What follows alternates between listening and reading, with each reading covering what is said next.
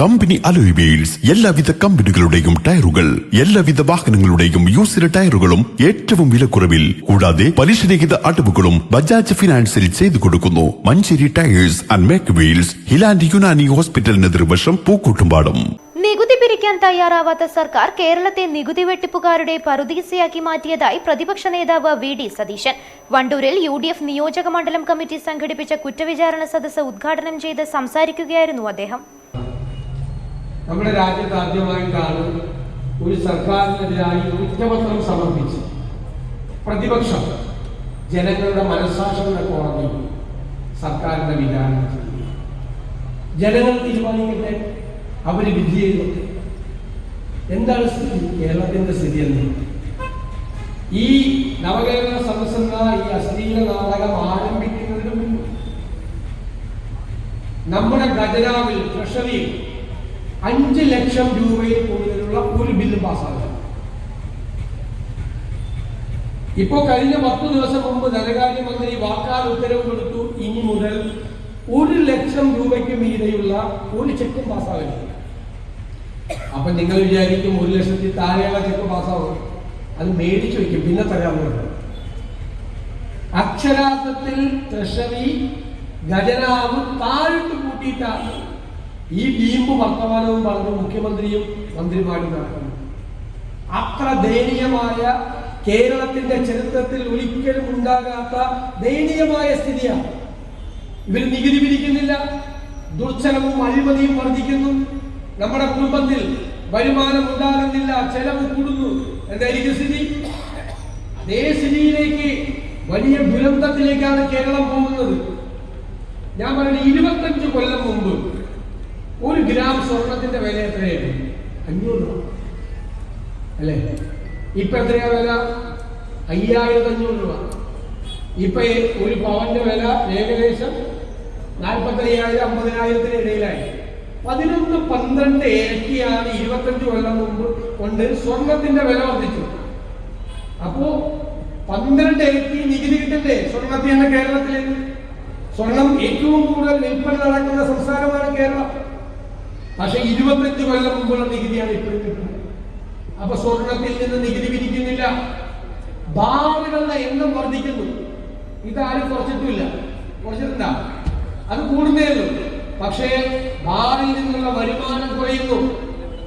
കേരളത്തിൽ ആർക്കും എന്ത് സാധനം വേണമെങ്കിലും നികുതിയില്ലാതെ കൊണ്ടുവന്ന് വിൽക്കാൻ കഴിയുന്ന നികുതി വെട്ടിപ്പുകാരുടെ പറുദീസയാണ് കേരളം.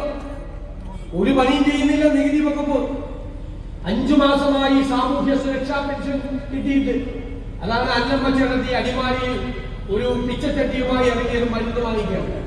എത്ര പേര് മരുന്ന് വാങ്ങിക്കാൻ നിവർത്തിയില്ലാതെ ഇരിക്കുന്നു കേരളത്തിൽ? 5 മാസമായി സാമൂഹ്യ സുരക്ഷാ പെൻഷൻ കൊടുക്കുന്നില്ല. ഓരോ സ്ഥാപനങ്ങളും നിങ്ങൾ പരിശോധിക്കും. നമ്മുടെ KSRTC പെൻഷൻ കിട്ടിയിട്ട് എത്ര നാളായി? ഇവരാദ്യം അതിന് ബസ്സിനെ പറ്റി പറഞ്ഞു, ബെൻസിനെ. എനിക്കൊരു അബദ്ധം പറ്റിയതാണ്. ഇവരാദ്യം ട്രാൻസ്പോർട്ട് ബസ്സിൽ പോകാൻ പോയതാണ്. അപ്പൊ ഞാൻ പറഞ്ഞു, ട്രാൻസ്പോർട്ട് ബസ്സിൽ പോകുന്നത് അപകടമാണ്, ഡ്രൈവർക്കും കണ്ടക്ടർക്കും ശമ്പളം കിട്ടാത്തതുകൊണ്ട് മുഖ്യമന്ത്രിയെ മന്ത്രിമാരെ വഴിയിലിട്ടിട്ട് അവന്മാരെ ഇറങ്ങി പോകുന്നത്. അപ്പോഴാണ് ഇവര് ബെൻസ് കൊണ്ടുവരാൻ പോയത്. 1.25 കോടി രൂപയുടെ ബെൻസ്. ആ മന്ത്രിമാർ പറയുന്നത് ആ ബെൻസ് കൊണ്ട് തിരുവനന്തപുരത്തെ മ്യൂസിയത്തിൽ വെച്ച ആള് കൊണ്ടുവന്നാണ്. ഞാൻ മറുപടി പറഞ്ഞത്, മുഖ്യമന്ത്രി അമേരിക്ക പോയപ്പോ അവിടുത്തെ ടൈംസ് സ്ക്വയറിൽ ഒരു ഇരുമ്പ് കസേരയിൽ ഇരുന്ന് ആ കസേര കൊണ്ട് മ്യൂസിയത്തിൽ വെച്ചാണ്. അപ്പൊ ഇതിനേക്കാൾ കൂടുതൽ ആൾ കൂടും.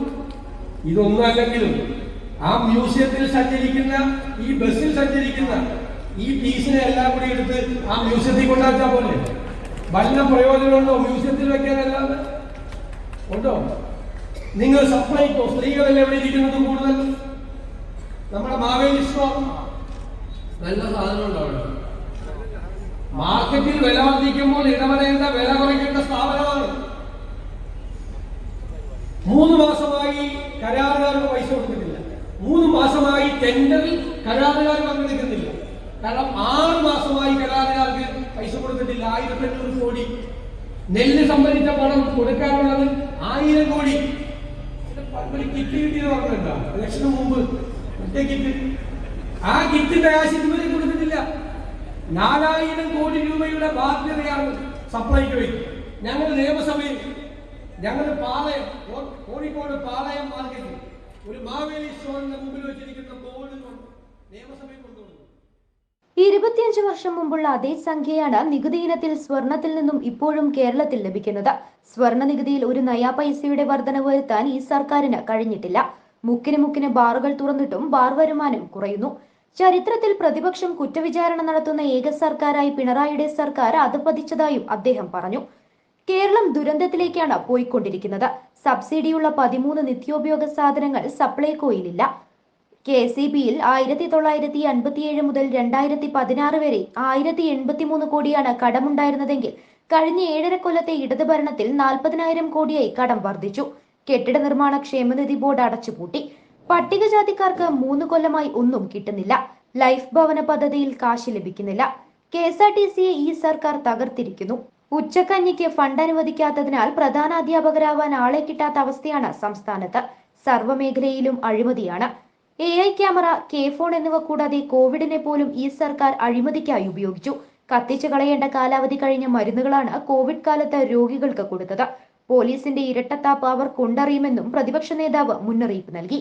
SFI കുട്ടികളോട് സ്നേഹവും വാത്സല്യവും കാട്ടുമ്പോൾ KSU പ്രവർത്തകർ പേപ്പട്ടികളെ തല്ലുന്ന പോലെ തല്ലിച്ചതയ്ക്കുന്നു. ജനങ്ങളെ ശാരീരികമായി ദ്രോഹിച്ച് സാഡിസ്റ്റ് ഭരണാധികാരിയായി പിണറായി വിജയൻ മാറി. ബസ് യാത്ര ഇവരുടെ അവസാനത്തെ യാത്രയാണ്. ഇവിടെ ബംഗാൾ ആവർത്തിക്കുമെന്നും അദ്ദേഹം പറഞ്ഞു. ജനസദസ് ഏറ്റവും നെഗറ്റീവായി മാറിയിരിക്കുന്നതായി AP അനിൽകുമാർ MLA പറഞ്ഞു. വിചാരണ കഴിഞ്ഞാൽ വിധിയുണ്ടാവുകയാണ് പതിവ്. ഗവൺമെന്റിനെതിരെ ജനവിധി ഉണ്ടാവുമെന്ന് അദ്ദേഹം കൂട്ടിച്ചേർത്തു.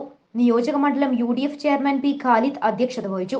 N ഷംസുദ്ദീൻ MLA മുഖ്യപ്രഭാഷണം നടത്തി. DCC president VS Joy, UDF ജില്ലാ chairman PT Ajay Mohan, KPCC general secretary Alippatta Jameela, മുൻ DCC president E Muhammad Kunhi, നിയോജക മണ്ഡലം UDF convener KC Kunhimuhammad, Wandoor block Congress president TP Gopalakrishnan എന്നിവർ പ്രസംഗിച്ചു. ശൈലജ ടീച്ചർ 5 VD സതീശനാണ് എല്ലാം ബോധിച്ചിരിക്കുന്നത്. അതുകൊണ്ട് പക്ഷെ അതിലേക്ക് പോകുന്നില്ല, കാരണം സമയപരിമിതി ഉണ്ട്.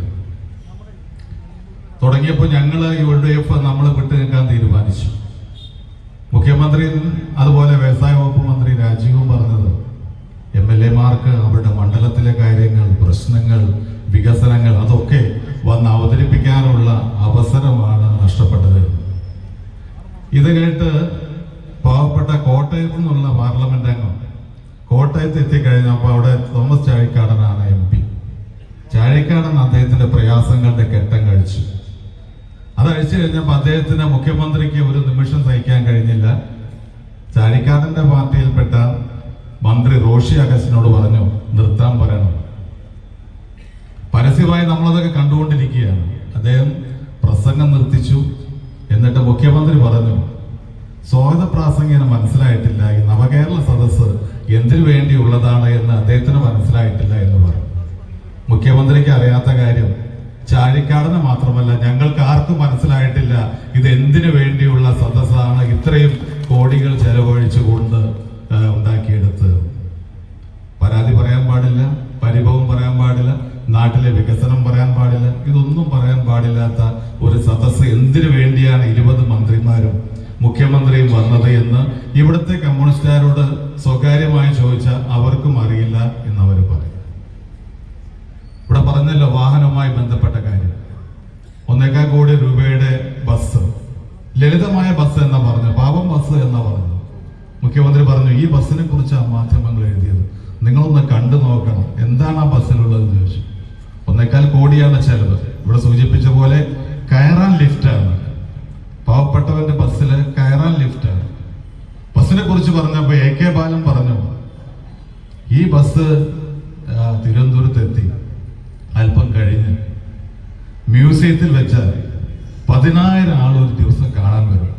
പിണറായി വിജയൻ സഞ്ചരിച്ച ബസ് എന്നുള്ള നിലയ്ക്ക് അത് തന്നെ ഒരു വരുമാനമാകുമെന്ന് AK ബാലൻ അറിയൂ. ഈ ബസ് കാലം കഴിഞ്ഞ് ആക്രിക്കടക്കാരനെ കൊടുത്ത് പിണറായി വിജയൻ സഞ്ചരിച്ച ബസ്സാണെന്ന് പറഞ്ഞ് ഇരുമ്പ് വില പോലും കൊടുക്കില്ല ആക്രി കച്ചവടക്കാർ.